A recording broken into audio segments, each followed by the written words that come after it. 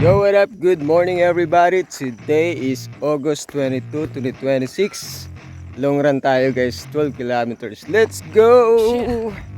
I spit rap. Distance 3 kilometers.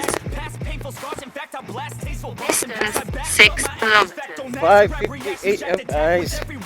Let's go! I got nothing to lose, cause I fought and felt the bruise. Now I'm not the one confused. Distance 9 kilometers. 59 minutes. 35 seconds. 3 kilometers to go guys. Let's go! 6:28 AM guys. Dapat nga 4% na lang yung battery ko. Distance 12 kilometers. Time 1 hour 18 minutes 19 seconds.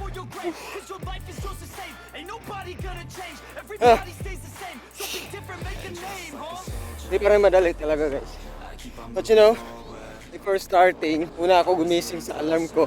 More or less 5 hours lang yung tulog. Buti na lang talaga, cutback week ngayon. So ano ba yung cutback? For example, long distance or high intensity. Ibig sabihin, mahaba yung distance na tatakbuhin ko.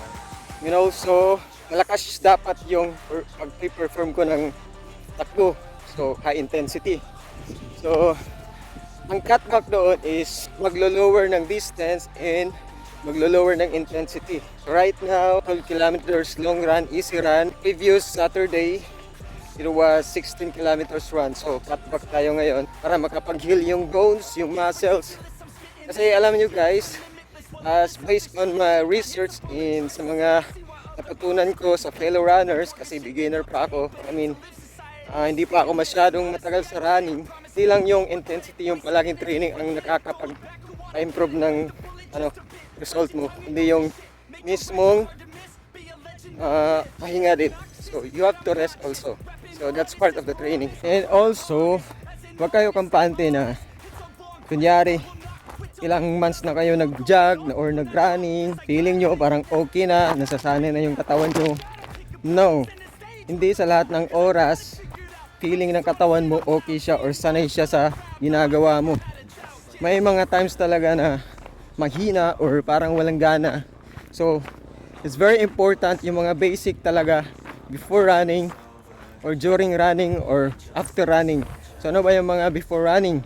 Dapat hydrated ka. So pag tatakbo ka bukas, sa ngayong araw, sa gabi pa lang, or kahit whole day, kakain ka ng malulusog. Sa evening, as much as possible, kumain kayo ng sapat lang and more water. Makakatulong yan sa inyo kinabukasan, lalo na pag long distance run. So gaya sa akin, 12 kilometers, tinapos ko yun ng walang pahinga. Wala ding water break. And you already know, always choose to be happy, right? 1% na talaga yung cellphone ko. Let's go! Uwi na tayo. Take a bath. Eat good. And rest. Right? Let's go! I'm marching till it's over. And just like a soldier